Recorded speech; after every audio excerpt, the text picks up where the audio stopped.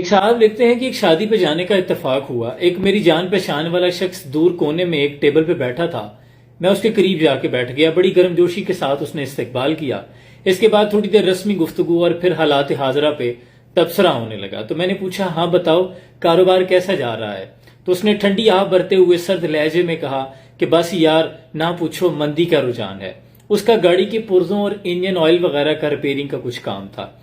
کہنے لگا ابھی 2 دن پہلے کی سن لو کہ ایک صاحب کا میں نے گاڑی کا انجن آئل چینج کیا, 2500 روپیہ بل بنا.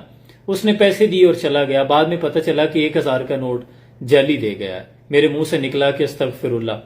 خیر پھر کیا کیا تم نے؟ تو اس نے 2 4 6 اس شخص کو گالیاں نکالی. کہنے لگا کہ پہلی بار آیا تھا, اللہ جانے کون تھا, فراڈیا سا بندہ تھا. یہ تو شکر ہے کہ میں نے آئل اس کو جو ہے وہ 2 نمبر استعمال کیا, ورنہ مجھے خسارہ ہو جاتا, میرا تو بہت بڑا نقصان ہو جاتا. میں بھی یہ سوچ ہی رہا تھا کہ اتنے میں کھانا کھل گیا. کھانا کھل گیا لفظ استعمال ہوتا ہے شادی بیاہ پہ, جیسے آپ کو وہ دھکم پیل دیکھنے کو ملتی ہے. یوں لگتا ہے جیسے میدان حشر کا منظر ہو. باپ بیٹے کا نہیں, بیٹی ماں کی نہیں ہوتی, نفسا نفسی کی کیفیت سی ہوتی ہے. کہتا وہ بھاگتا ہو گیا, قورمے کی 1 پلیٹ بھر کے لایا. 2 4 بوتلیں اس نے ٹیبل کے نیچے پہلے ہی رکھ لی. مجھے کہنے لگا جلدی سے کھانا لے آؤ, اس کے بعد باسی کھانا شروع کر دیں گے میرج ہال والے. میں گیا, تھوڑا سا کھانا ڈال کے آ کے بیٹھ گیا. تو میں نے اسے پوچھا اچھا چلو وہ تو خیر جو ہوا سو ہوا, یہ بتاؤ 1000 کے نوٹ کا کیا کیا؟ کہنے لگا کچھ نہیں, جاتے ہوئے دلہے کے ابا کو سلامی دے کے چلا جاؤں گا. اس کے بعد اس نے جو 4 بوتلیں ٹیبل کے نیچے رکھی تھی ان میں سے ایک نکالی. 6 سیکنڈ میں تقریباً اس نے ساری بوتل پی. اس کے بعد کچھ لمحوں کے بعد اس نے ایک لمبا سا ڈکار لیا اور آنکھیں بند کر کر دونوں ہاتھ منہ پہ پھیرے اور کہا شکر الحمدللہ.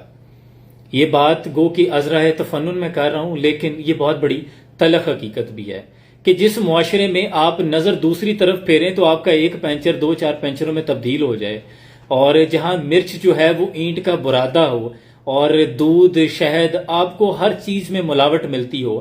یہ جو سیبوں کی پیٹی کے اندر نیچے والی یا آم کے اوپر جو داغ کے اوپر سٹیکر لگایا جاتا ہے, یہ آ کر ہمارے حکمران تو نہیں لگاتے, ہم لگاتے ہیں نا.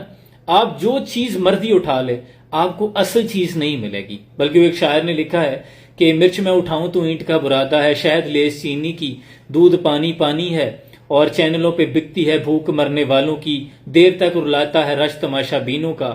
اور شکر کی صداؤں سے جب سود کے نوالوں سے ڈکار آتے ہیں تو شکر کی صداؤں سے یہ رب کو یاد کرتے ہیں.